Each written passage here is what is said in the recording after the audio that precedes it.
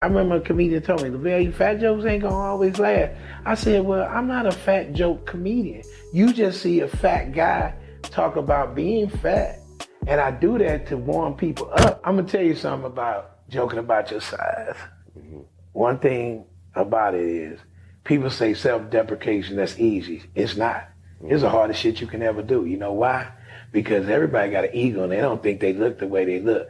You know why I was successful and I was funny on stage? It wasn't because I was better. I was honest. Mm-hmm. And that's the difference between me and a lot of comedians, because they won't be honest with themselves. If you get up on a stage and you sit up there, I put this one broad and I was doing this. I seen this ugly ass dude walking down the street. Yeah, you calling everybody else out. But what's wrong with you? Mm. Remember Richard Pryor? Richard Pryor was so transparent. His material was transparent to a point where he talked about everything in his life. Mm-hmm. Rudy Ray Moore told me something a long time ago. God rest his soul. He said, use everything you got. Mm-hmm. So when I get on stage, I remember a comedian told me, Lavell, fat jokes ain't gonna always last.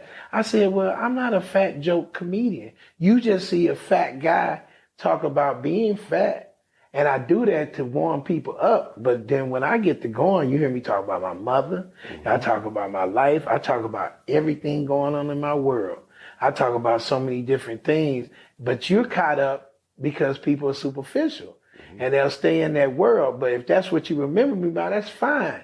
But when you come and see me, I ain't doing none of that. I go up on stage. If you come to the club this week, you probably won't hear the same thing. If I do maybe one joke the same, it's just a lead in, because I just get up on stage and just have fun. And that's how I've trained my mind to do. And the thing about the fat joke is just, you have to it's almost like selling something to someone. Okay. You can't just walk in the house and say, buy this vacuum cleaner.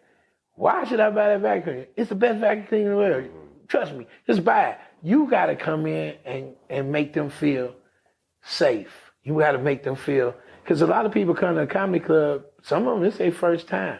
And they come up and they watch the show. Mm-hmm. I hope they be funny. And me joking about myself and not them, sitting right in front of them, make them love me. And then I could come in and make a joke about them because, he already talked about himself. Got you. You understand what I'm saying? Because I think it would be somewhat the elephant in the room. Sure. I'm just like, okay. Yeah. And if you address it, it automatically puts you in a position of control. Sure. And the thing about people say, because when I had the weight loss surgery, man, you gonna lose weight. How you gonna be funny? I said I was always funny without the fat jokes.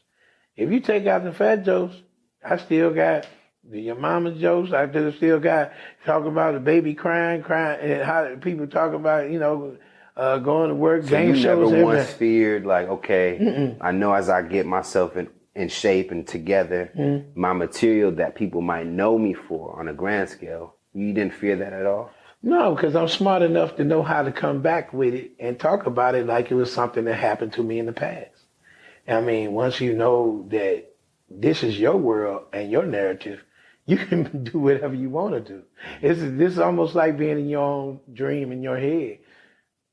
I write it. I write it the way I want to, and they'll ride. People ride. I will make people laugh now so hard, but they'll still come back and go, do the one joke, do the one. They're not satisfied because they laugh. You didn't laugh. I didn't see them fall over, but they said, no, I still want to hear this stuff before. And I mean, but the jokes that I talk about, they request because they're honest and they're mine. And I feel that's where you look at a great artist as a songwriter. Every song Prince wrote, it's a Prince song. Mm-hmm. You know Michael Jackson's music because it's always it's always something about them. You will know exactly who they are. It's some people so generic that anybody can come and do their stuff and they won't need them. Right. Me, if you do my jokes, you'll be wasting your time. You may tell the joke, But if you don't put Lavell Crawford taste on it, it's gonna look like why you didn't just ask Lavell Crawford come and do it. Is that why in 2019 you dropped the special New Look Same Funny to let people know, like, I'm slimming up a bit, but don't get it twisted. Damn right. Everything is a story. Everything is a path. Everything I write is a story. Like, Can a Brother Get Some Love came off of I killed Last Common Standing. They still found a way not to give it to me. They still won't let me in the door. Still won't give me the door. Why did they won't give me the door?